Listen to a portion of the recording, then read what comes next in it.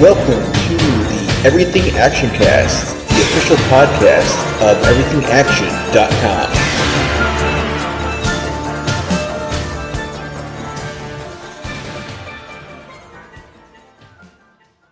Hello and welcome to the Everything Actioncast. This is a podcast for the week of January 1st, 2024. I'm your host, Zach. I'm your co-host, Chris. And it's a new year in a new format here at the Everything Actioncast. We've done I think we've done 653 episodes of the same format. And we kind of decided we're gonna try something different this year, and we're gonna dive into specific movies and each week, and talk about some of our favorite movies or movies that are celebrating anniversaries, or just genre classics, and kind of just dig into them and talk about our favorite scenes and some backstory and stuff like that. So we're kicking things off this week by talking about the 1985 Hong Kong classic Yes, Madam, because Michelle Yeoh has a new Netflix show this week, The Brother's Son, which looks pretty fun. It looks like a fun kind of like action comedy show. So that's her latest project. But Yes, Madam is her first starring role ever. And before we get into the actual movie, we talk about some of the kind of the context and backstory of it. So it is Yes, Madam. 1985 came out. It is technically the second movie in the In the Line of Duty series, which is the Hong Kong action series. That is, it seems like very loosely, kind of like tied together, or at least like it kind of like became more of like a coherent series that went on. But like these first couple ones were just like, we're just gonna put that name on them, and then that's it. Like, don't think about it. They don't connect to anything. Yes, they don't have any recurring characters except for maybe one in over 3 movies, and that's something if you like look it up. Well, yeah. So Yes, Madam comes out in 1985, and it stars Michelle Yeoh and Cynthia Rothrock, and then there is a movie that comes out in 1986 called Royal Warriors, which I think it's D Beast Films is the production company. They retroactively made Royal Warriors the first movie in this In the Line of Duty series, and then made Yes, Madam In the Line of Duty 2. And then from 1988 to 1991, they made a bunch of other movies that are in this series. And so there's 5 movies that star Cynthia Khan as the same character. So there is, starting with 3 in the movie on, there is kind of like continuity because they're following the same character every time. But yeah, the first 2 are like not were not intended to be sequels, not intended to be connected, not intended to be a series. But they kind of like figured it out as it went along. I think four is of note because that's a Donnie Yen co-starring movie, and I think Royal Warriors is also pretty like notable. It's Michelle Yeoh is a different character than her character in Yes, Madam, but it also co-stars Hiroyuki Sanada, and I think in like one of his earlier roles. That's cool. A little Shang Tsung action. Mm-hmm. Well, but no, it's Scorpion. Guy, or is he just a Scorpion? Sorry. Yeah, the new Scorpion. Yeah, I think because Royal Warriors is like a trio, so it's Michelle Yeoh, another like Michael Wong, and then Hiroyuki Sanada. I think they're all cops. Like I think one of them's like, I think Hiroyuki Sanada is like a Japanese cop, and they all team up to stop these terrorists who are trying to like bomb planes and like hijack planes and stuff. But yeah, I'm also thinking, when did this movie come out? Like 19. Well, which one? Royal Warriors. Royal Warriors. This was 1986, and then they went, okay, this is definitely a prequel to freaking Yes, Madam. They're just like, yeah, we're just gonna make this one In the Line of Duty 1. Even though it makes no sense. But then it also gets even more confusing because there's also like Royal Warriors and Yes, Madam are called police assassins. In the UK, yeah. The UK. Every country that these movies get released, it's just whatever was the trendy word of the year. Yeah. I feel like it's kind of like par for the course for like any sort of like Hong Kong series. There's a lot of like getting renamed for different territories, or like if it comes to the US, they like give it a different name that has nothing to do with like the original title, even though it might be part of a series. You want to hear something insane?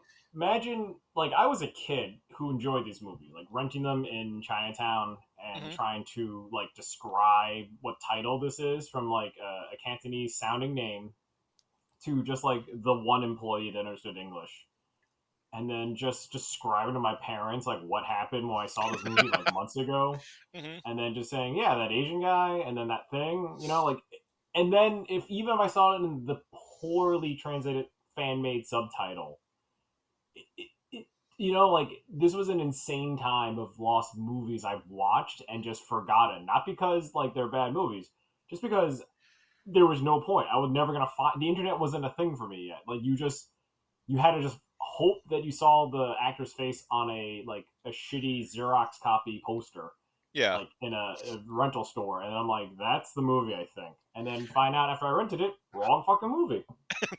Yeah, and then throwing movies into like series, quote unquote, like just Yeah, like with no like connection to any of them. It's like, oh yeah, this is the series. This is like our whole series. It's like the canon, like the ninja series, ninja trilogy, where they have nothing to do with each other. They just happen to feature ninjas. yeah.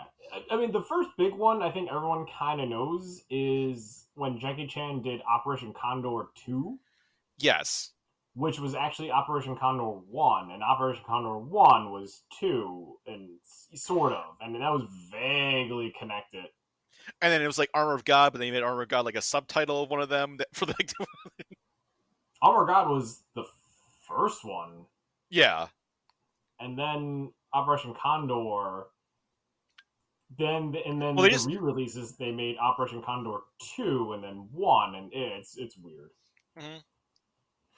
But because like yeah, that's like the first thing I remember when I at a Blockbuster. Now this is years later when I just had a Blockbuster membership, and I still went to the same fucking song and dance where I'm like, I want to see this Jackie Chan movie, but I don't know which one it is.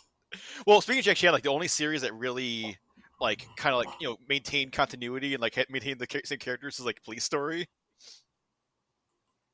Where does New Police Story fold into that? I don't know. That's like a reboot, right? That's not the same character. Supposedly it is, but there's two New Police Stories, so I don't know which Yeah, one.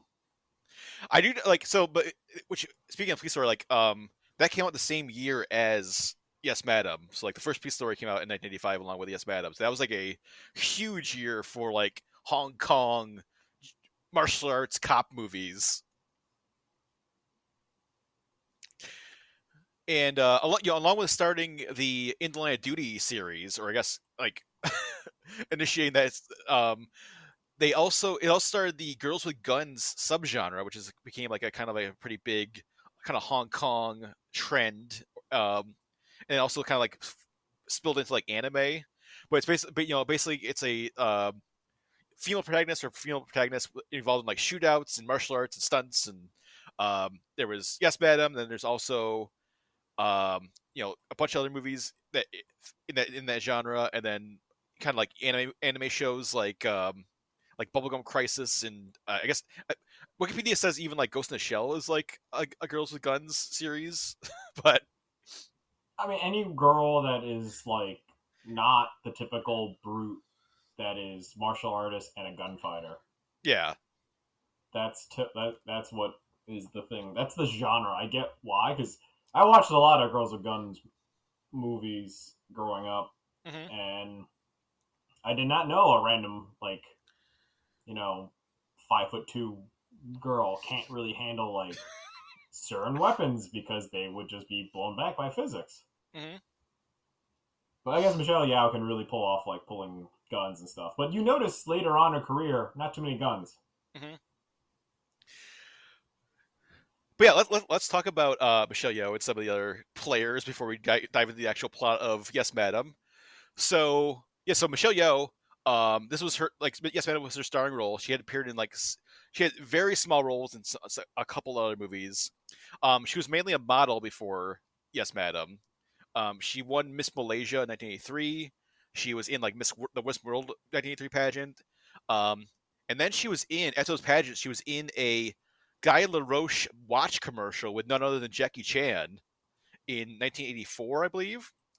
And then that caught the attention of this, like the production company that made Yes Madam, DB Films, and they said, "Oh, hey, you should be in this. Like, you should become an action star." And yeah, so she did all her, she like trained, trained in martial arts, she did all her own stunts. Um, she did use the name Michelle Khan, which I don't know if you noticed in the credits for Yes Madam, Chris, but like she's credited as Michelle Khan because they thought Did that'd be not like a notice that. that'd be like a stage name that would appeal to like the Western audiences more. Because, they would care so much about that. And then there was a great like, and then like post Yes Madam, and then she made Royal Warriors, and then in 1987 she retired, quote unquote. Um, which there's some like horrible alternate universe like Michelle Yeoh just stayed retired and never did anything ever again. But thankfully So, I mean, we don't. that happened in Everything Everywhere All at So that's what I'm Once. saying. Yes, there's some Everything Everywhere all at once multiverse where like she didn't come back. But, thankfully she did. Like 1992, she came back. Obviously, it was Super Cop, the all-time classic, and then just kept going, and is still one of the greatest actresses of all time, one of the greatest action stars of all time, Academy Award winner. And then her co-star Cynthia Rothrock, Yes Madam, was her film debut. She, like, had not been in any movies ever, and then appeared Yes Madam. She was actually on the Ernie Reyes Senior's West Coast demonstration team, like the martial arts team. And before Yes Madam, she was just like actual like martial arts champion. Yeah, like she legit fought people in Yes, tournaments, and for like then world champion at forms, world champion in like weapons, black belt and like 7 black belts. And I then mean, you see it in her performance here. You see the martial artist pop out when she's not, I don't know, being dubbed. we'll get to that later. We'll get to that, Um, yeah. But you could see like the whoever found her. You know what you don't really see anymore, and this is just something that again back in the time of the '80s and late '70s, people went to martial art tournaments to recruit like potential actors and stunt people. well, that was, I mean, that's, I mean, we love all those like those like especially like I think it was like the late '80s, early '90s, like Jeff Speakman and like all like Jeff Whitcott, all those guys. They just like Was Lorenzo Lamas was part of that group or no? was he like a actual like martial arts guy before I like he don't started think doing so. stuff? I think he was just an actor who then because his acting is better than his fighting. Because there's a ton of like if you watch if we watch a bunch of like '90s action movie trailers, and there's like a bunch of them, especially like a lot of those Bloodsport knockoffs. They always mention it's like it's like they always mention like whatever.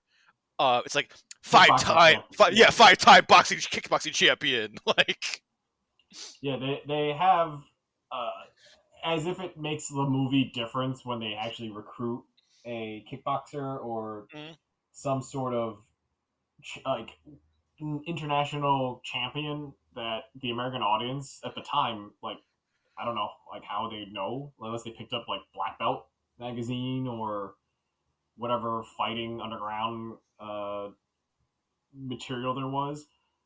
But yeah, I didn't know about Cynthia Rothrock until like at least the movies, and then I didn't realize like oh she actually has like a very rich history of kicking butt. mm-hmm. Yeah, yeah. So she was on this West Coast Ernie Reyes Senior's like West Coast demonstration team, like doing tours and traveling around and giving martial arts demonstrations. And then someone from Golden Harvest found her, discovered her, and they're like, "Hey, come to Hong Kong, make movies." Um, and then that's how she got into Yes Madam, and then stayed in Hong Kong and made like 7 more movies in Hong Kong, and she became Cynthia Rothrock became like an actual like a legit like superstar in Hong Kong. Like Yeah, I remember seeing her in other movies where she fought Sammo Hung mhm. Well, I and think she's background henchwoman.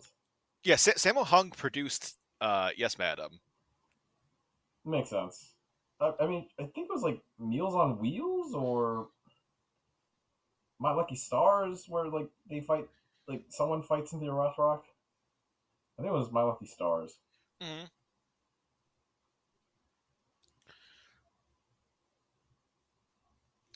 But yeah, yes, madam. Then she she didn't really come back to the U.S. until like early like 1990, like martial law and stuff like that. What is the one where she's a psychic detective? I think that's like Honor and Glory. I think. Yeah, and then like there's like 3 of those movies. Well, there's like Rage and Honor.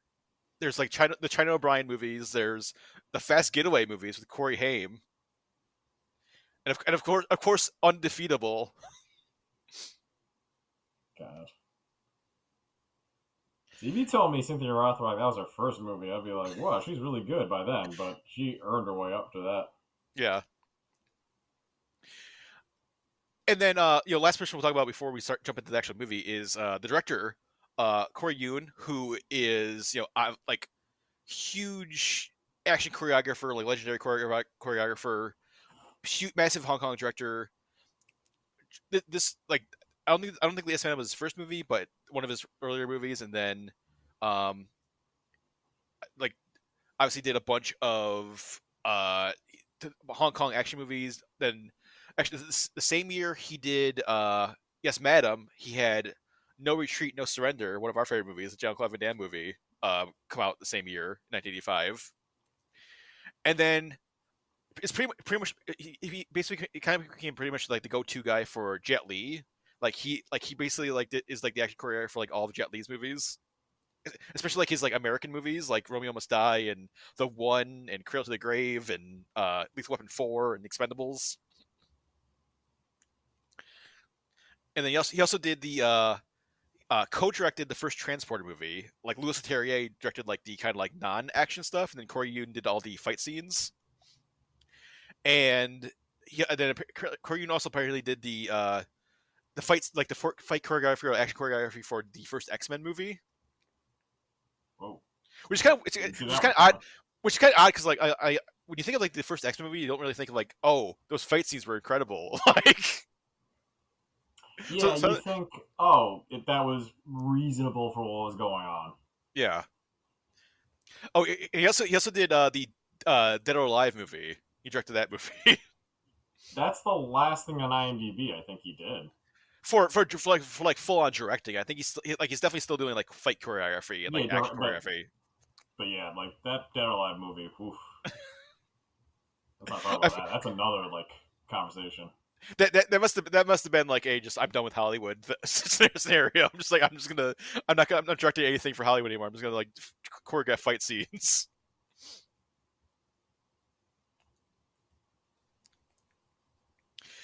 But yeah, let's jump into the actual movie now. Yes, madam.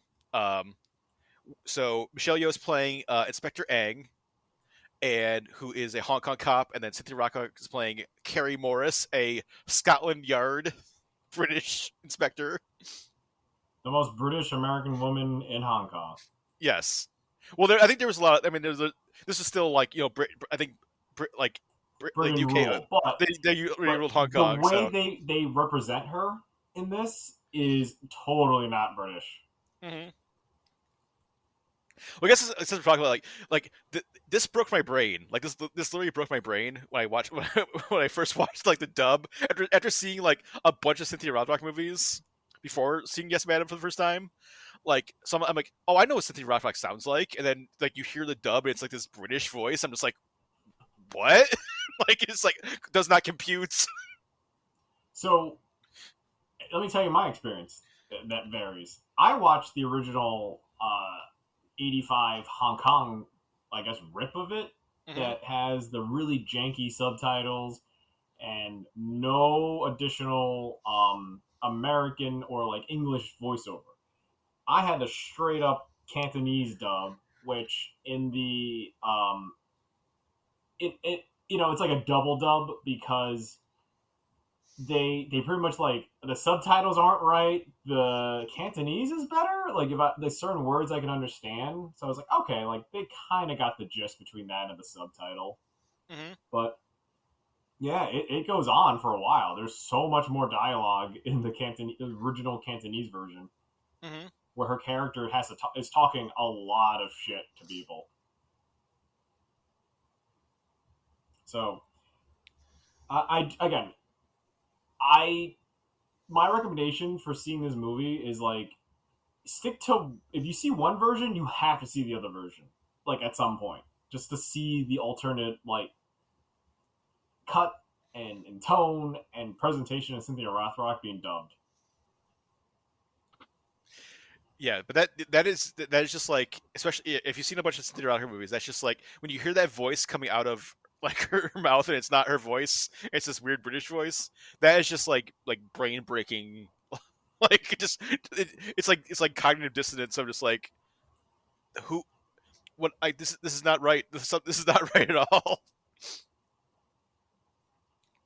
But let's talk about the opening scene, like where like Michelle Yeoh stops like the armored car robbery.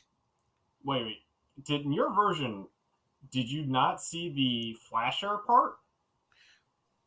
I'm trying to.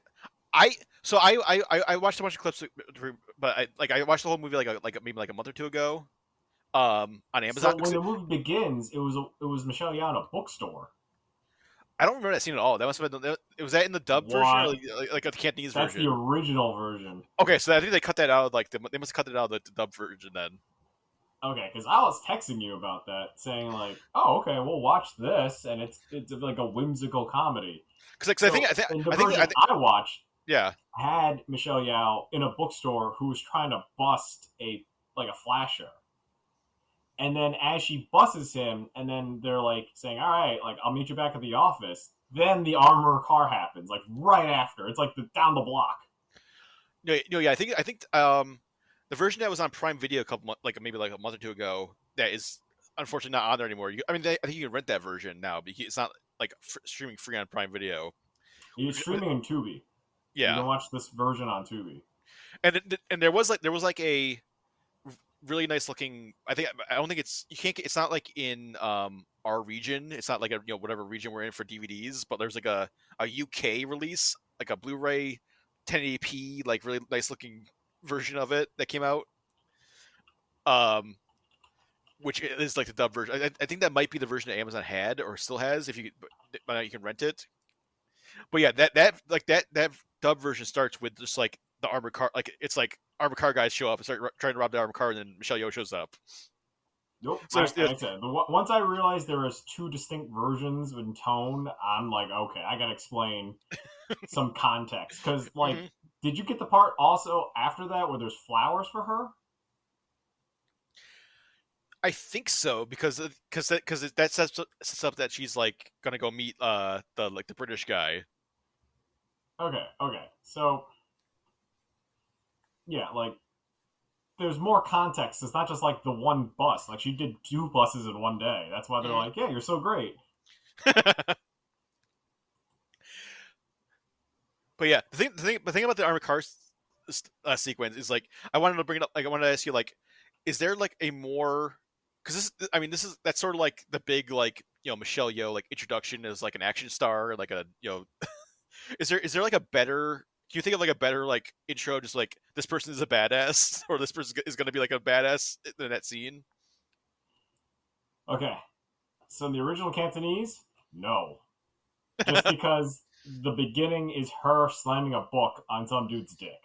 Yeah, I'm That's how talking. you meet her. I know. I know. Yeah. I'm trying to explain.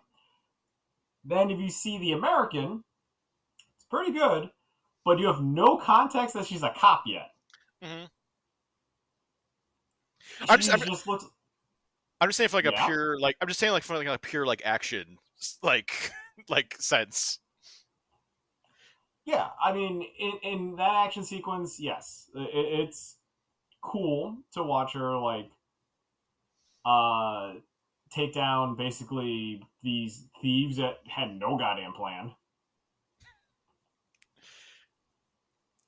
Like it's a very dated concept of her like, running in. Great because she basically is a badass, just shooting it up, no questions asked, just sort of hey you, and Yep. just starts blowing away guys.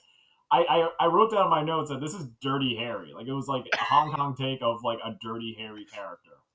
It also is that scene establishes like the weird like super violent aspect of Yes Madam, where like Yes. she shoots that one guy through the windshield and he just like explodes in like blood, like he's like this is like blood just like gushing everywhere out of his mouth and like his ears and everything. Yep. They're like, what? And then like the one cop gets like shot in the head and you see like the bullet go into his head. Yep.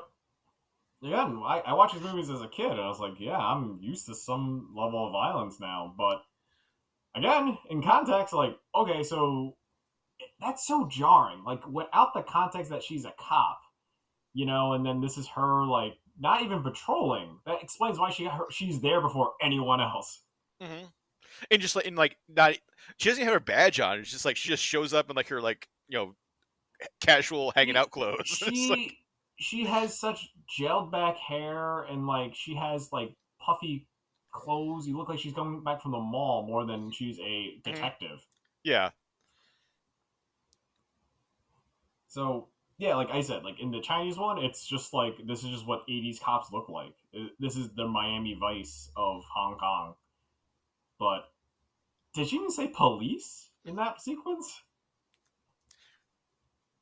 I don't know. She like cocks her shotgun and just like she's like. Well, no, that part was cool. That part, now depending on what version you hear, the line is different. One is like, "Do you like roulette or something?" in the dub, but in the Cantonese version, she says like, "Oh, I don't know." Like she almost does a Dirty Harry paraphrase where she's like, "I kind of lost count like of how many shells are in this gun.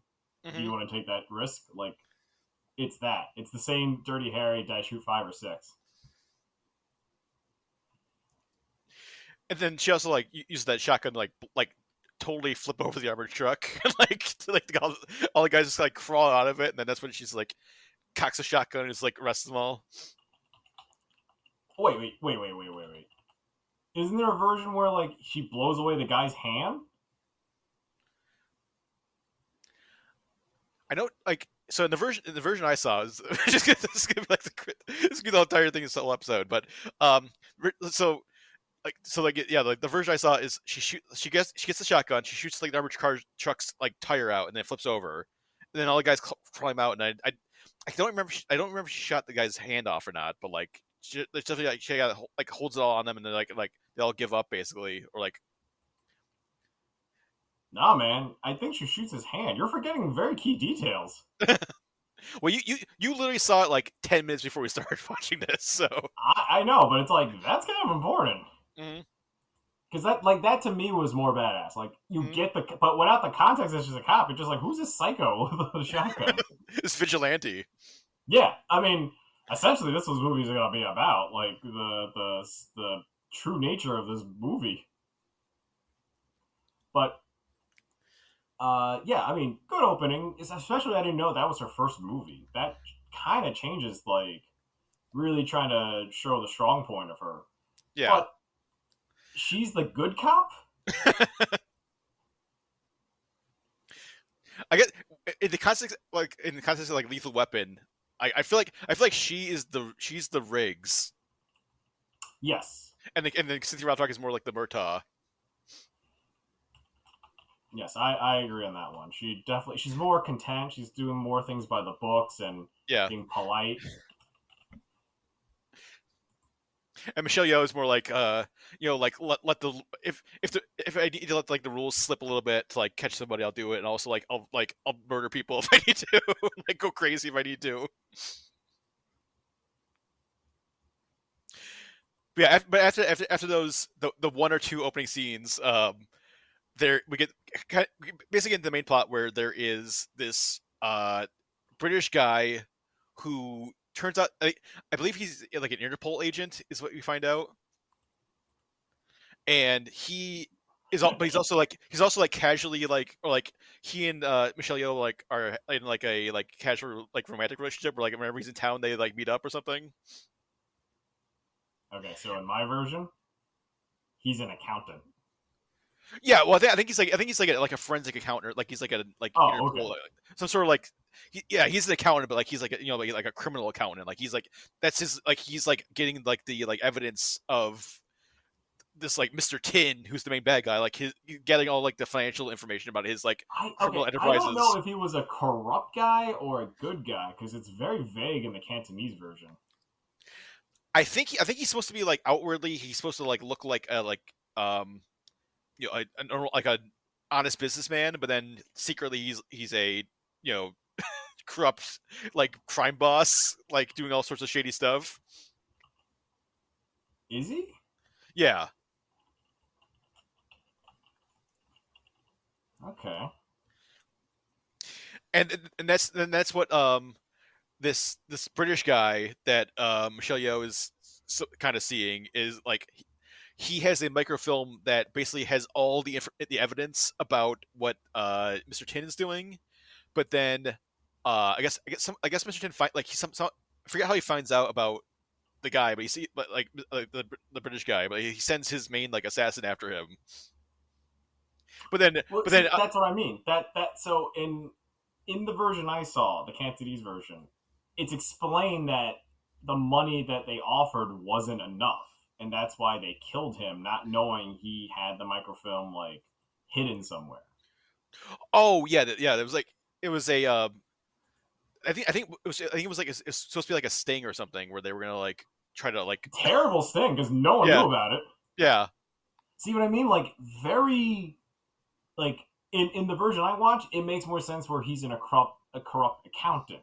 It doesn't make hmm sense that he's a like an Interpol forensics accountant that didn't fucking get backup or tell anyone about this thing. hmm Unless Cynthia Rothrock was part of it, but she arrived days later. yeah. But then at the same time this assassination is going on, there's also the are like the other like the bumbling side characters, like these bumbling criminals show up, and they're gonna like they're playing on they're like pretending to be like hotel employees, and they're gonna rob like this penthouse suite without knowing who's in it or what's going on in it. They just like know like someone might have money in there, or there might be something to steal in there, and then they kind of like through like wacky coincidences end up with this microfilm that's like super valuable. But also like the guy's passport. Yeah, the passport is just another MacGuffin. Mm-hmm. Like the villains were smart enough to realize that the passport's gone, and then the forger's gonna have it, and somehow like well, technically it's just like a error of like things. Because okay, in my version, there was like another group that's going after the forger. That is like he sold them shitty forge like badges, Yeah, and then that's in the dub version. Yeah, because that's like kind of like the intro to that character is like, hey, you sold us bad shit or whatever. You sold us like terrible like guns and yeah, and yeah, and there's I get forging for passports and like IDs, but just because you know how to do that doesn't mean you know how to forge like weapons. Like that is like a big leap in forgery. because that's one of the big like that's one of the like wacky county bits is that there's this whole thing where they don't know what guns are real. Like they stumble the guns and then like the guys don't know if the guns are Okay, real or not. we don't need to get to that just yet. But Yeah, like that one was like, oh, okay, this guy just has bootleg shit in his house. But like in the forging process and in like what they show you how to forge, really goddamn easy. hmm His forgers are not like complex, no machines. It's just like glue. well it was the '80s. There's no like holograms or like microchips like Anyone could have been a electronic forger. strips in yeah. You see a picture that vaguely looks like the person, and then just like paste that on top of the other picture that was already in there. Yeah, just as long as you have the square photo. hmm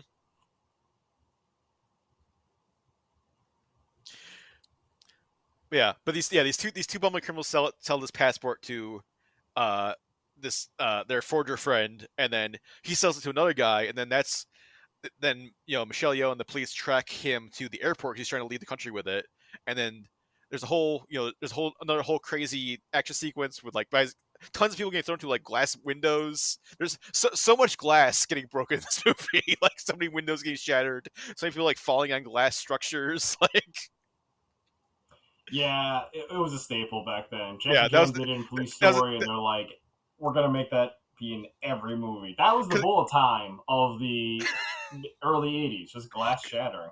because it looks so awesome and looks so dangerous. It's like, oh man, they're getting thrown through like plate glass. Like, Yeah, some of these stunts aren't like what's the right word?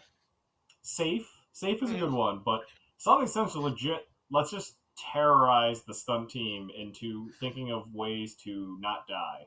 mm-hmm. Great stunt work because just tell this dude drop a story, drop onto like glass or hitting banisters or being dropped face first down, like upside down. Like there's a lot of that going on. But yeah, there's a big chase to the airport. There's like some cool like Michelle Yeoh like kicks and stuff. But then it eventually leads to this guy who has the fake passport takes Cynthia Rothrock hostage, but then finds out that was the wrong person to take hostage because she kicks his fucking ass with like, and then shows off her like karate skills in like her intro scene. And then they're like, "Oh, okay, you're like you're the inspector we were waiting for." You're the like, was that coincidental? Because it didn't seem like any buildup that we're waiting for a cop, right? I think the supervisor, the chief, knew that she was coming, and then she's like, because he like instantly recognized her, like, "Hey, you're here!" Like, right, he did, but I don't remember seeing the chief supervisor at all. No one else. Like Michelle Yeoh doesn't know. Like those other cops that like work with Michelle Yeoh don't know. And then they're like, "Hey, she's from Scotland Yard," and then you're working together. Bye. Like, yeah, like, did he win a contest to be in this movie? I'm sure there's probably someone that from Hong like that is famous in Hong Kong or something, or some sort of like like Hong Kong that guy. But yeah, that sets up our like kind of like buddy cop, lethal weapon situation. So like Michelle Yeoh and Cynthia Rothrock have to work together now, and they kind of like work. They work their way through like various plans of trying to track down where the microfilm is and track down these bumbling criminals. And there's that they track them down to like that one. It's like is it in a mall or is it just like a club? But it's like a club that looks like a beach. It's like indoor. Okay, yeah, I got questions about that place. Yeah, okay. Where it's like it's a beach club bar. Yeah, but the theming only applies to the the bar section. Because I thought it was maybe a pool somewhere. No pool. No matter what version I watch, no pool.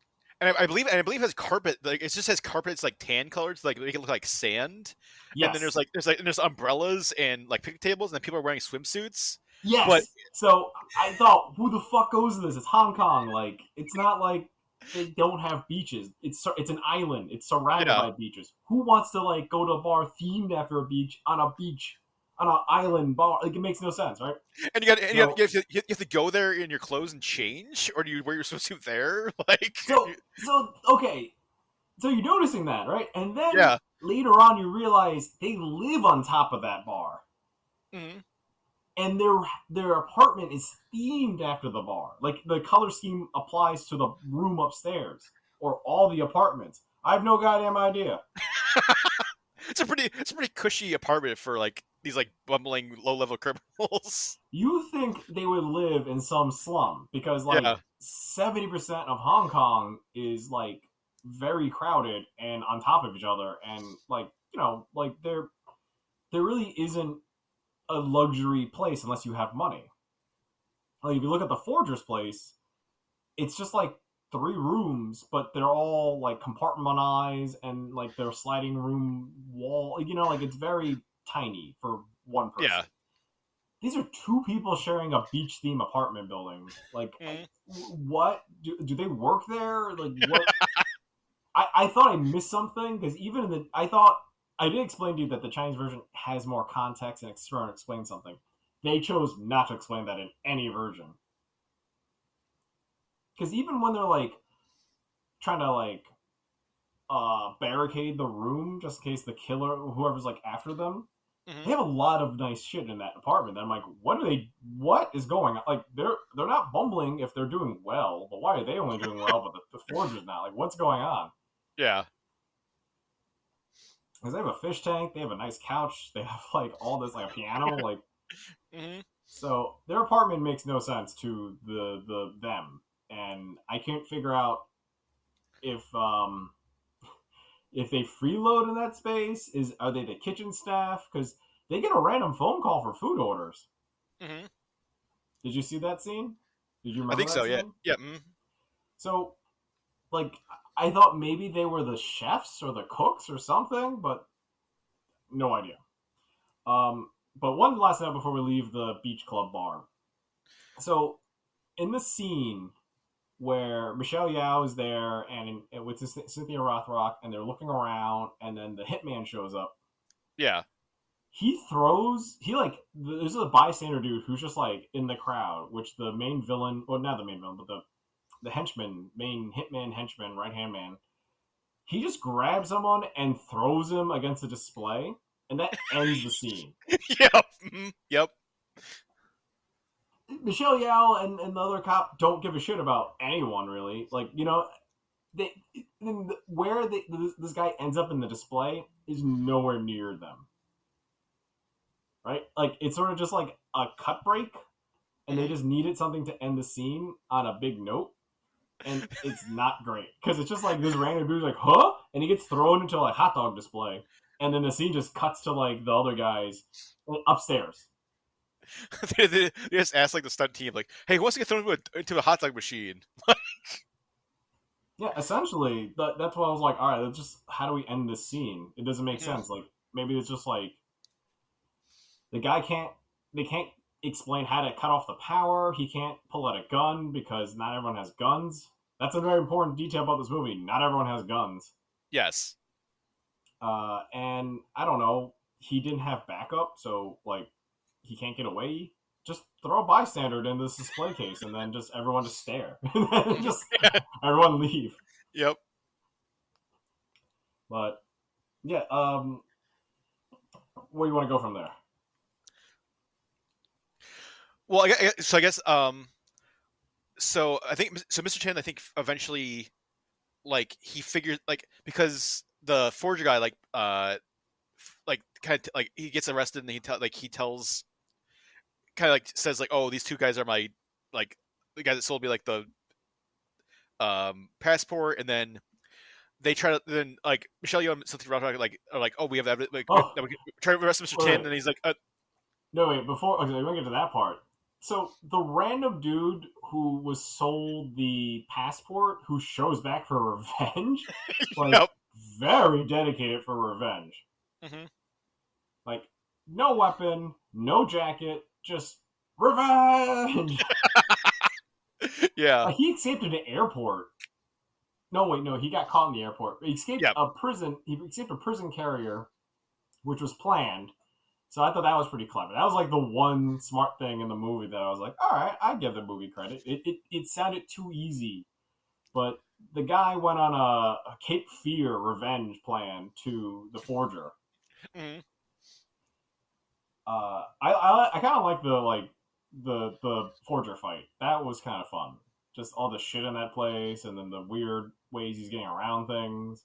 Constantly constantly like locking themselves or like moving around like the like kind of like wire like because he's a bunch of like metal like kind of grate kind of like stuff in that area, and he's like closing it off and like putting it like I'm hiding in this I'm closing this door, hiding in this area, and then he finds a way in. So that was cool, but when Cynthia Rothrock shows up, it's just like, oh, okay, well, I'll shoot you, or like, I'll shoot you. Like, Yeah. that part was a little strange. Even they're confused. So like near the end of the scene, the the pissed off dude is holding the forger over a ledge on a Hmm. roof that Yeah. somehow he got to before the forger did. Which I don't know. Hats off to that dude. He's so pissed he teleported across a building. Uh, he's holding on to this guy. And Cynthia Hmm. Rothrock was like, pull him up to safety or I'll shoot you. And the guy's just like, I don't believe you. And both versions, he's just like, no, you won't.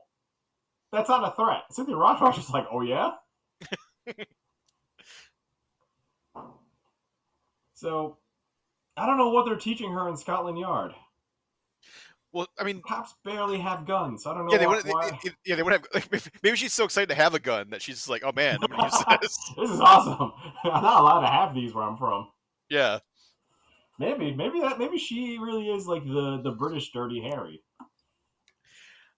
I mean, because she's eventually like with the final battle, but like she's the one that like really is like trying to like shoot everyone in the final actions when to start it off with. But yeah, before that, like they try to arrest. So they try to arrest. They think they have Mr. Tien. They try to arrest him. Then they find out that like the microfilm he has is a fake one because they made like the colonel guys made a fake one, or like the forger guy made a fake one. I don't And know so how he did it in like the like few seconds he figured out that he had the microfilm. mhm. Does that make any sense? He just like, oh, I have microfilm? Cool. Anyway, here, take this one. What was that microfilm did he give him? We never know. It's just, oh, it's a forger. Like, what? Who? First of all, I never met anyone with real microfilm. No, it's like just literally in libraries. That's like the place I know where microfilm is. And then in 1985, everyone who had microfilm usually did something bad with it. So anytime you see a microfilm, it's gonna have something no one really wants you to see. It's got like state secrets or yeah, like criminal information. Evidence. Yeah. Yeah. It's always got incriminating evidence. I think that's just the blatant overview of the microfilm. Like, I bet you the guy who made microfilm was a pervert, and then he just like everyone knew. Oh, we're just gonna make microfilm be the media like format for secrets. Mm-hmm. No other reason to have microfilm besides secrets. So, did they just accidentally expose some other crime by giving him forger microfilm or something? Like, you know, I was confused by that because I thought it was like the next day. I thought maybe like they pre-planned it, but no, it's sort of the forger just gives him another piece of microfilm that he found, and that's the whole like we have enough to arrest this dude. Okay, but they don't even explain how the microfilm like makes any like big sense because in the forge document, it's like a real estate. It's like a fake real estate contract that grants the Mr. Tien like land, but then like the other document part and it's all in Chinese, so it's like one of those like you just have to like look up what that meant. Yeah, it's sort of like a fake promissory note that was like, okay, hey, like this guy is not actually certified to grant you the land. That's it. That was all in the microfilm. It was like a picture of a document of like a deed, and then like a government issued card or like a newspaper or something that was just like fake worker. Mm-hmm. So that how did he forge that? I don't know how the guy forged the microfilm that gave him an arrest warrant, or maybe they didn't have a warrant. I'm so confused about how they just showed up at Mr. Tien's business meeting that looks like they were there for a photo shoot. When they're all just standing around that speakerphone and you see how everyone's dressed and just posing. Mm-hmm. I laughed because especially when I don't know, my version they call him Willie. In the dub they call him Dickie. Mm-hmm. And Dickie's wearing that purple like hippie shirt. White pants, purple hippie shirt. That guy is horribly dressed for this like situation. Is that when Mr. Tien tells him to like go back to the kitchen? No, that's later. That's okay. that's when he gets pulled to the police station where he meets his lawyer, and then the lawyer tells him to go back to the kitchen. Oh yeah, the lawyer is the one who's like just like you don't see he doesn't seem like that. Like he doesn't seem like a fighter, and he's like taunting these two like badass police women. Just like yeah, the lawyer is a fun secondary character, like antagonist. Yeah, but he, besides being a lawyer, he doesn't do anything else besides like just make people mad and annoying. Oh well, we have mentioned there's also like Mr. Tien, so he has Dickie / Willie, but then he also brings in that other the Mad crazy Dog. assassin guy, Mad Dog. Yes, oh my he is god, Mad Dog in both versions. Yeah, I don't know why. Like this is a common thing in some Hong Kong martial art action movies. They'll always poorly dress some random lieutenant or like left hand man, or like some other high ranking thug in Yeah. whatever equivalent of Party City costuming they had back then. I Yeah, just I he's would wearing. rather him Oh, so he's wearing like a U.S. Army like fatigue uniform. outfit. Yeah, and then he has like crazy like a mustache and like eyebrows and Okay, so in my head, which it makes sense. I look it up. I think he's supposed to be Saddam Hussein, right? maybe yeah. You see, he looks like Saddam with the beret, the mustache, the eyebrows, and then he's supposed to be like a capitalist person, like he's doing it for the money for this Mr. Ting, because Yeah, he's a he's a mercenary they hitman. brought in. He's a Yeah, mercenary. Yeah, he's hired to do killing. When he's introduced, he's like, "Yeah, man, I'm right. Like, thanks for hiring me for the gig. Like, I would do this. You pay well, blah blah blah." And it's like, oh, is this like a clever poke? I don't think Sammo Hung like fucking meant to do this. It fell into like a whole allegory here. But yeah, that's why he looks ridiculous. Like he looks more cartoonish than anyone else in this whole movie. Everyone else Mhm. looks either period piece accurate or looks like what you think like a Hong Kong thief would look like. Just some straggly hair guy or whatever. He looks like a goddamn Halloween costume. Mhm. But yeah, Mad Dog, very underutilized in the English dub, but in the Chinese dub, way more lines of dialogue and stuff. So much more. So much more that's like super not needed. So I get why when they had a chance to edit it, they're like, we are getting rid of a lot of scenes. But yeah, Ting's henchman is just weird because the more I think about it, he's got his core group of like waiter guys. Mhm. Then he's got Dickie and Willie. Then he's got Mad Dog. Then he has his like butler. Like Yeah. just so many weird people in his gang. Mhm. And then you tell me he's a real estate Mongol? Who's doing illegal activities? Vague activities. I get why they can't pin crime on him exactly because one, he's not really a good criminal. Like he couldn't figure out the forger guys. He's getting blackmailed. Like the main villain is getting blackmailed. Yeah. So does that make you a better villain? I don't think so. Well, considering who's blackmailing him, like that's like, I mean, he kind of like sorts it out and like he kills the forger guy, like he and double crosses like the other guys and outfoxes the police, like the police, and then Yeah, he would have gotten away with it, but we'll get into that in a bit. Um, yeah. So when they arrest him and then it fails, then they do that.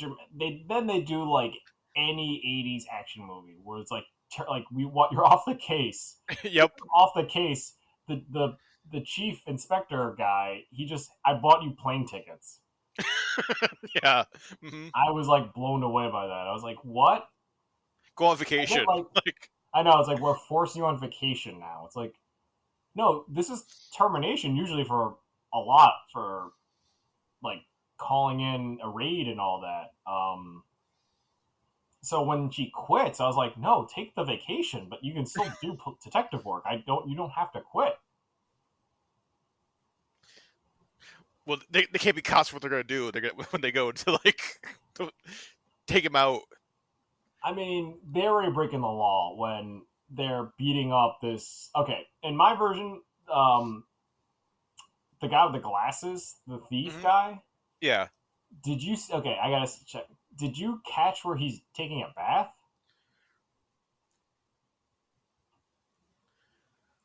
Um. So in my version, he's in a bathtub and he gets a knock on the door. Then it's the two cops Yeah. who like kick Yes. his Yeah. butt. Yeah. Yep. Okay, does it start from there or is it just like straight up him answering the door? No, I think he's in the bathtub, and then All it's right. like, oh, who's at the door? And it's like, yeah, it's another wacky like, you're gonna help us, like, Yeah, they still could have been cops while doing that. Like, they haven't done anything that bad. Wait, actually, hold up. Let's go back to the weird. Like, now I'm thinking about it because it's so forgettable. Do you remember the pool hall fight? Where, like, the two thief guys go Yes, and, yeah, like, because that's go and gamble against the pool hall guy. It has oh my god, nothing to do with the rest yes, of the movie. yeah, and then there's like a weird like Hong Kong like Chicago Fats guy there. It's like Yes. Yes. I was like, is this going to tie back in later? Because I don't know in the other dub version, but for some weird reason, they go back to Hong Kong, Chicago Flats. yeah, And then they're like, oh, we brought these two badass women to help us, like, fight you. But they leave? yep, yep. And Like, then yeah, what? and Michelle Yeoh and Cynthia Rothrock just have to fight these like random pool people. But they don't. No, yeah, there's But they don't fight them. So it's like, yeah, they don't know how badass they are. Like, I realize they haven't fought, like, none of them has seen them fight. Only, like, other characters. So why did they think that bringing these two, like, female chief inspectors was, like, the smart move to do? hmm So that's why when they show up at his door, this is what I'm tying it in. When he shows up at his door, he shouldn't be surprised that these women are fighting him. He should be like, "What do you want?" well, that guy, like that guy, like Strepsil is like I think is like the original name because Yep. they're all named all three of those like criminal guys are named after like drugs. Like there's like aspirin and Panadol and Strepsil. So Strepsil is like surprisingly like he kind of like bumbles his way into being like a competent fighter. Yeah. At the end, he kind of awakens out of just sheer panic and luck. yeah, I did like that. I did like there is growth for his character. Everyone else sort of just snaps. Um, but yeah, him getting pulled in as just like the, I don't know, almost like a Joe Pesci character to them, yep. to like a Lethal Weapon 2, which I think predates Lethal Weapon 2. Oh, definitely, yeah. So yeah, he's the one who leads them to the forger's place, just because they have a theory. They figured that the forger swapped out the microfilm for another one.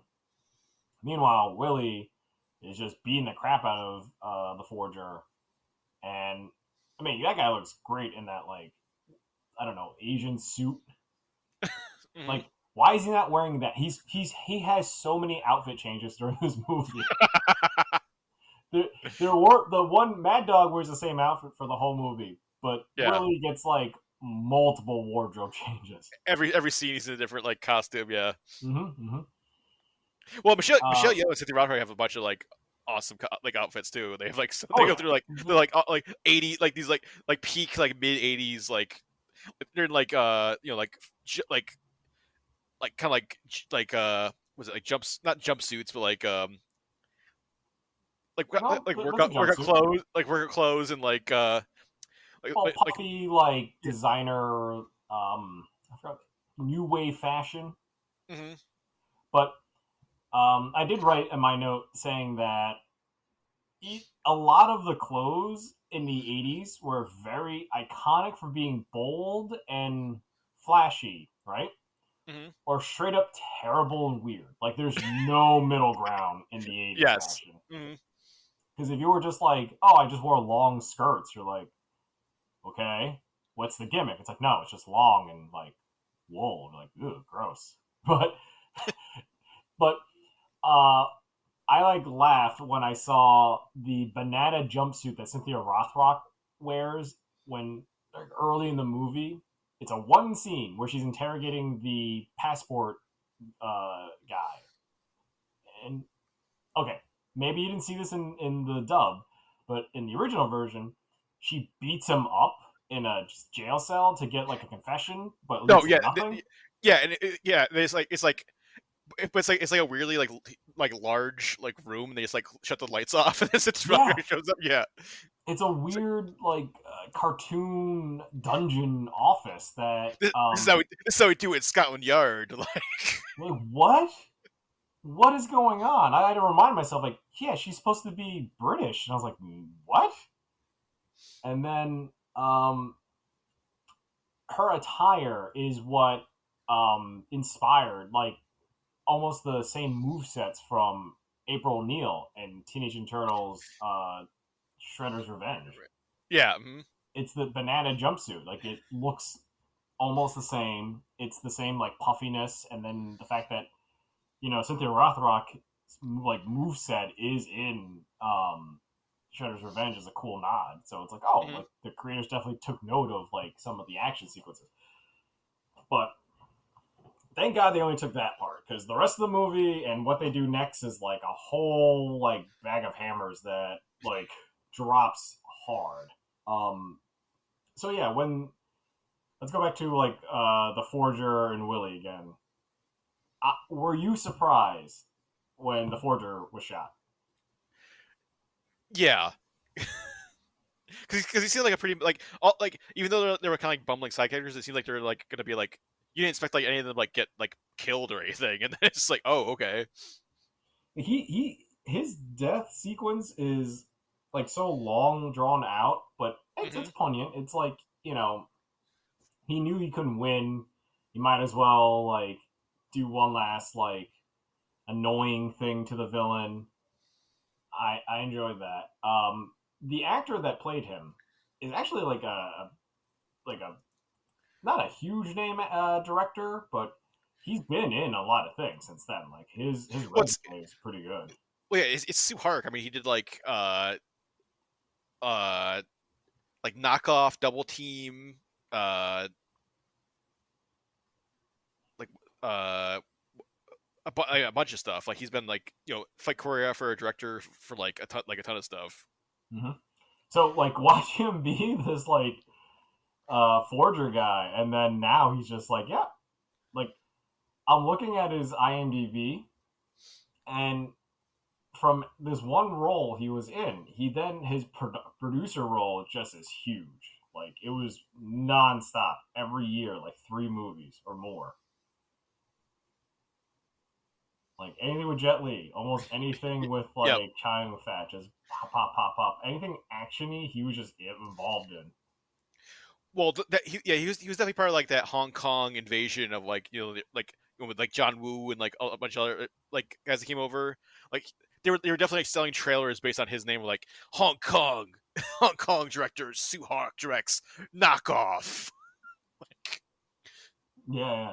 You know what's interesting? He studied how to make film in like Austin, Texas, and then he went back to Hong Kong, which is like, here's some cool shit we need to do.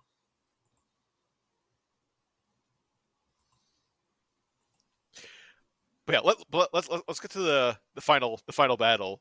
Okay, we'll skip to like actually, but before that, I want to wrap with like the insane bootleg gun armor scene.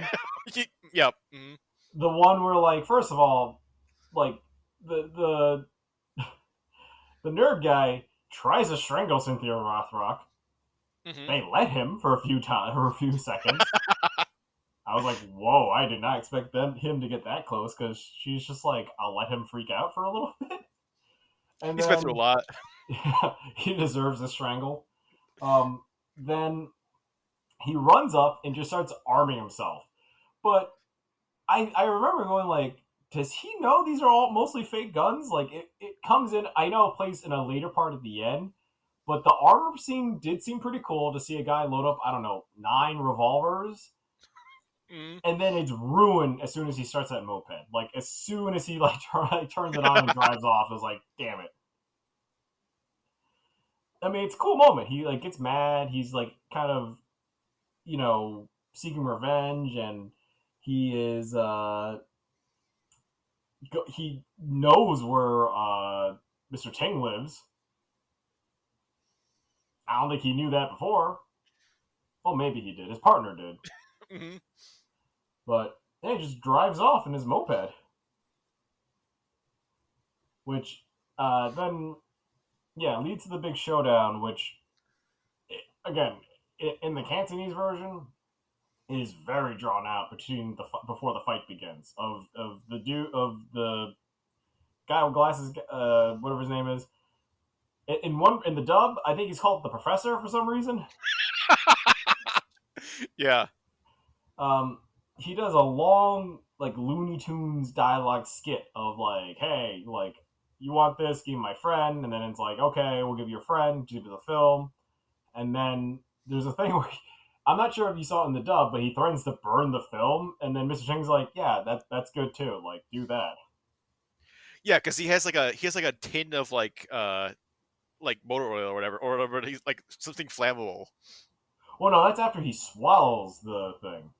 Yeah. There's a line where, well, not a line, but there's a scene, really quick scene where uh, the dude puts the microphone to like a flame, goes, "Oh, like get back or I'll burn this," and then all the villains are like, "That's good, like I'm okay Do it. with Yeah. that." Yeah. Yeah, do it. That's We should. We should. completely. We should have done it like 2 hours ago. Yeah, I know. In my head, I was like, "What? Like, just or make a copy or do something. Like, you can't just Mhm. bring the one film and then just be like, It's like yeah." it's the only copy. You burn it, you're good. Like. In fact, you should not threaten to burn it. It was such a bad mistake. You had revenge in your mind this point, but then you dropped the ball at this level. So, uh, yeah, when Cynthia Rothrock and Michelle Yeoh show up, that's where it's like shit starts getting real. I'll let you talk about that part. I feel like you're really eager to talk about that part. Well, yeah. Well, yeah. They show up, and then yeah. Cynthia Rothrock is like the one who's like she is like the trigger happy one. She, like the whole movie, she's been kind of like the more like level headed one, or like at least like seems like trying to be more like following the rules or following like the like regulations. And then here she's like, I'm just gonna fucking like murder this guy. Like so she and then she No, tries no, to shoot it. not even saying stop. Just sort of like you. It becomes like a Bam! game of Yeah, lethal enforcers. yeah. I mean, in the first sequence you mentioned, she sort of like kind of pauses as like police, maybe, or says stop. This, not even that anymore. Just straight up, I'm shooting anyone. Mhm. And yeah, and then like yeah, the guy you mentioned, like the professor guy, gets that came out of nowhere. Like that was totally unexpected. Of he's holding some sort of flammable tin of something, and then they shoot that, and then it blows him up. Like and that's it. That's not even like the actual like fight scene hasn't even started yet. That he's blown up, and then it starts. Like the actual fight scene was like everyone's just like, oh, it's on. Like. And then Cynthia Rothrock and Michelle Yeoh fight like I don't know, like how many guys? Like at least a dozen guys or more. Like guys It's like like the drop from same the dozen, but they drop from the ceiling with like swords. Like they just like they close the doors and like guys start falling from the ceiling. so the butler guy that exploded, because that is Mr. Ting's personal butler, who Yeah, he just wanted to burn the professor. He was just like all about that. He was like, yeah, well, granted, he almost got shot by real bullets, yeah. so I get why he was pissed. Um, but what a loyal group of people for Mr. Ting. These people have sword training. Mhm. They're specialist mercenaries. What did you think about the I guess the pairing where it's like Mad Dog and Cynthia Rothrock? No, it's Mad Dog versus Dickie, and then Michelle Yeoh versus Mad Dog. I mean. I guess it makes more a little bit would have made a little more sense if well, they both team up to fight Dickie at the end like that's like the final battle, but then I guess it would have made more sense if like Michelle Yeoh fought like Dickie slash Willie, because like I guess because Michelle Yeoh is kind of like she's the one we're introduced to. So, like I feel like she's like the main character, and then I mean they're both like co-stars, but like Michelle Yeoh has had more screen time, so she's like kind of like the main protagonist that should like be fighting like the main bad guy, or, like the main henchman bad guy. But it's fine. They're cool. They're both like really cool fights. there's so many awesome moments like this whole sequence. I mean, that Michelle Yeoh move where she like is like on the banister and like spins under it and like by her legs and like pulls the guys through the glass and like throws them out through the on the banister is insane.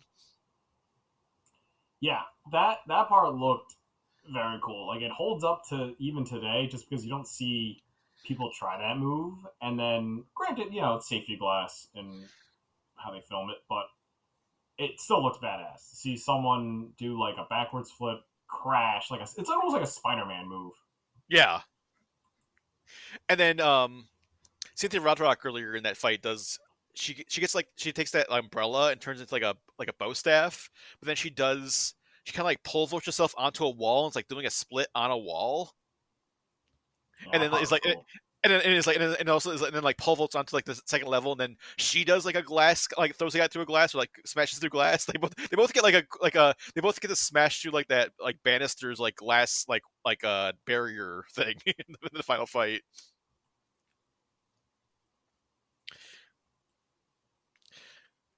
And then speaking of glass, like when so yeah, Michelle Yeoh like takes out Mad Dog by like kicking him off the banister, and then he falls onto like a glass sculpture slash fountain, and you cut to him with just shards of glass everywhere in his face, and he's dead. Yeah, that scene is when you see like the stairs, something's gonna happen on that. Yeah, You that know, weird it, this like weird fountain slash glass like sculpture. It's just like, oh, someone's getting smashed. It's like someone's head's getting smashed through that, or something. Someone's falling onto that, or something.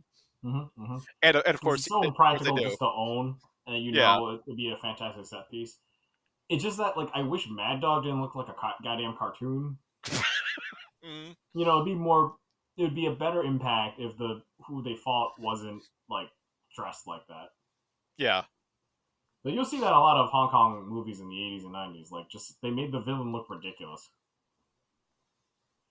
Um, I also like that Mr. Tien didn't run away. He like just runs to the back. Like he could have ran away from this fight earlier, but he Yeah. chose to just wait it out. Hmm. Very classic boss move. Yeah, and then they both team up. Like Cynthia Rothrock is like fighting Dicky for a little bit, but then they both team up to stop him at the end. Um, we get an awesome like scorpion kick from Cynthia Rothrock. Did you hear about the story behind that? Yeah, where she got like a head wound, and then like had like go off set for like a little bit, and then when she came back, they put like a stunt double in for Dick Way because he was like, oh, she's gonna like fucking kick me in the face because like she got hurt during this fight scene.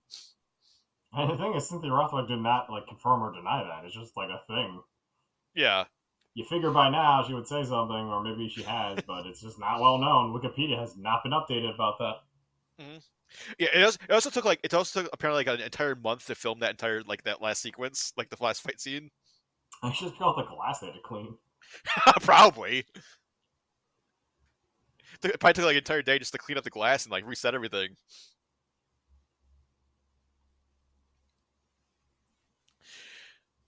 But yeah, they defeat everyone. They arrest Mr. Tien. They're like taken to jail, and then we get the insanely abrupt like actual ending where um one of our bumbling criminals, Strepsil, the glasses guy who's been like also like fighting alongside them and like bumbling his way through like being competent with like a sword.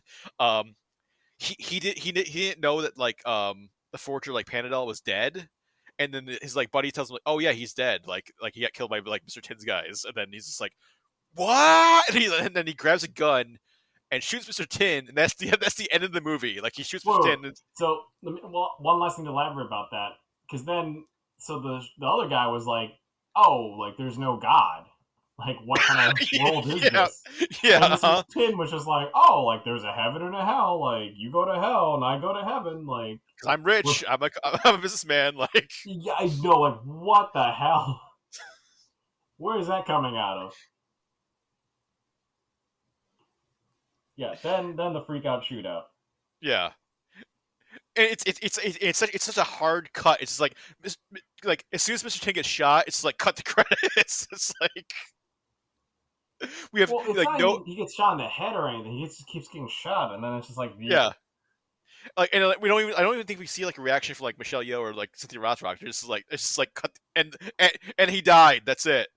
They won. Like the bad guy's dead. There is a reaction. They all like look shocked. They all look at the camera like, huh, and then like that's Yeah, it. and then And then the it credits. Yeah, ends with like the other guy unloading that gun in yes, Mr. yes, Tien, but yeah.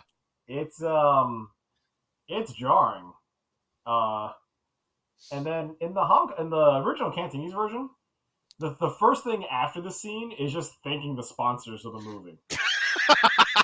I think they changed it in the dub, Mhm. but it's like as soon as is that over, an overlay of like the Hyatt Regency and then like some hair salon. Like it's all these like the people that like help fund certain things about the movie. I'm like, what is happening? Like Mhm. I've seen movies do that where they put the sponsorship like at the end or middle of the credit, but not in the beginning. Not after like such a pivotal, like dramatic, abrupt moment like that.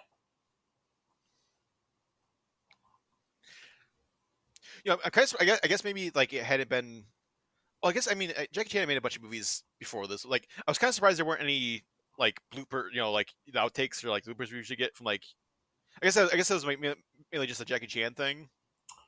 Sammo Hung does it now and then. It depends Yeah. on the tone, but I guess you can't really have bloopers if after like someone getting shot like that. Like I know, um, was like The Prisoner or something like that, like an early Jackie Chan movie where he sort of co-stars with a whole bunch of other people.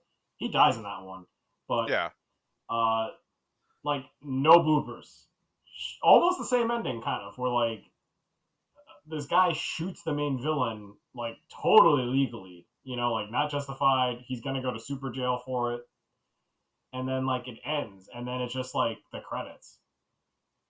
So it's the same effect. It's just like feel bad action movie. Because I felt kind of bad. I mean, I'm not sure about Yeah. you, but that's what I'm saying. Like my opinion of it was like, whoa. I kind of forgot it ends like this. Hmm. So I watched the one version, and I watched the other, hoping that it would be different, and it's not. Because you would think after watching the entire movie, you would think it would end on like a Michelle Yeoh and Cynthia Rothrock like high five each other again, or like yeah, I'll see you in Hong Kong. I'll see you next time I'm in London or something, and then they like have like a friend moment or something. But no, it's just yeah, the villain getting brutally shot down, and And then then probably getting exonerated for the crimes. yeah, it's like yeah, like beloved businessman Mr. Tien was brutally shot after being wrongfully arrested at his home. After two crazed ex policewomen broke into his house and killed all his like kitchen staff or whatever.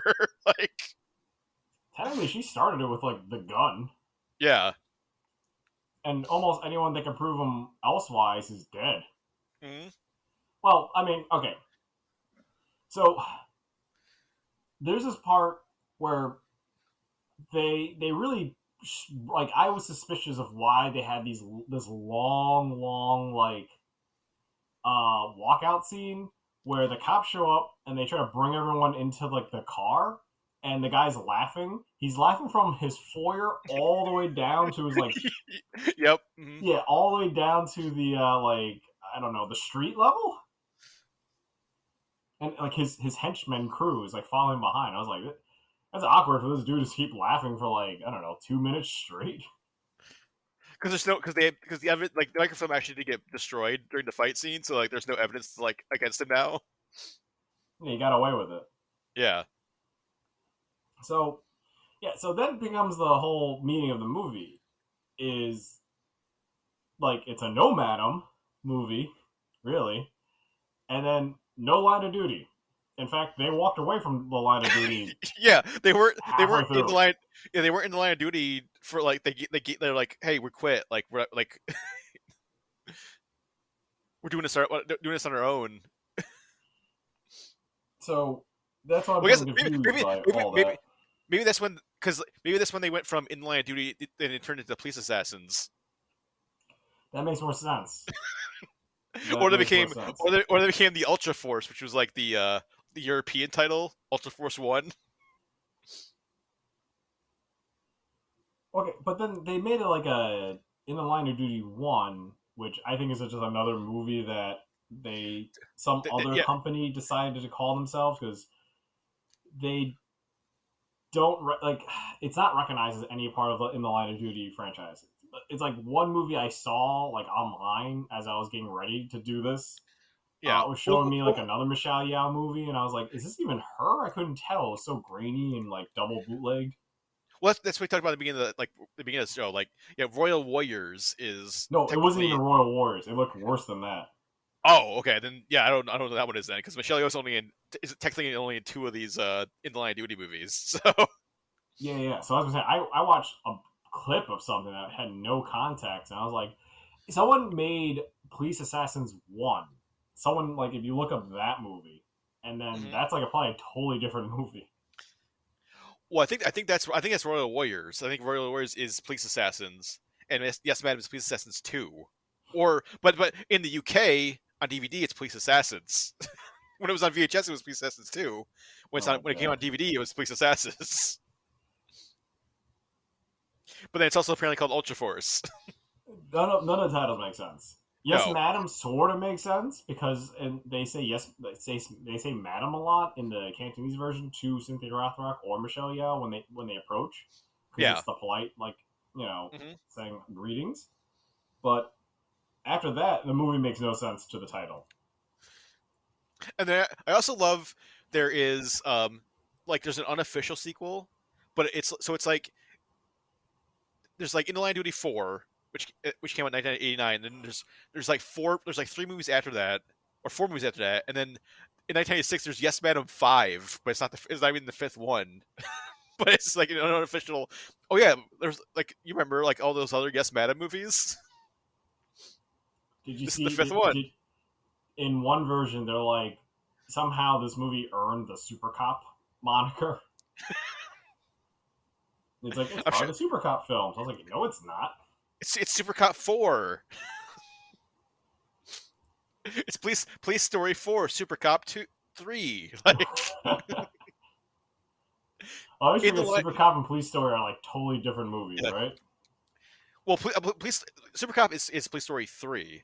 Okay, So it is. but It's then that is officially like Jack Chan is the same character that he is in the first two Police Story movies. But then but Super Cop when it came to when it was in the U.S. they dropped the Police Story and it was just Super Cop. They didn't like explain that it was like part of this like other series. right. Only because then they made another Michelle Yeoh movie that I think was before Super Cop that they said is part of Super Cop 2.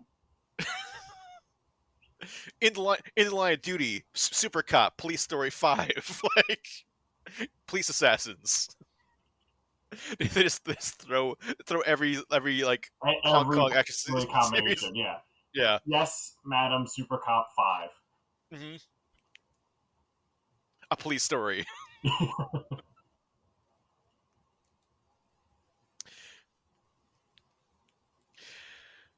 But yeah, I think that'll probably wrap it up for Yes Madam. Unless you have any other final thoughts, Chris?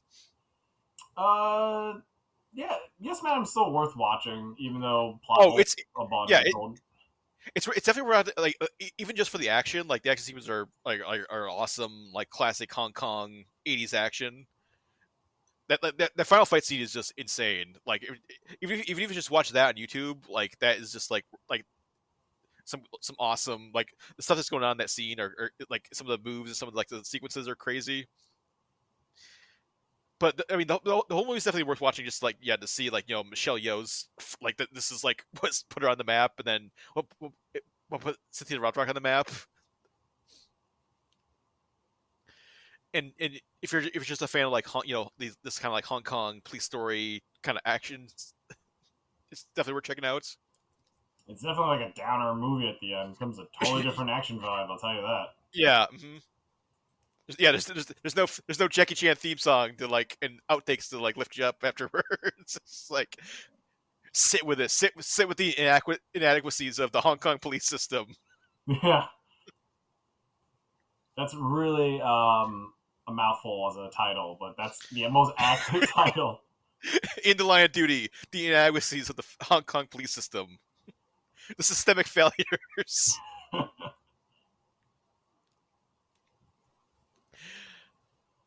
But yes, so yes, madam. And then next week, I believe we're going to stay in the Corey Yoon territory. We're going to talk about the transporter, because the beekeeper is going to be out, the latest Jason Statham movie.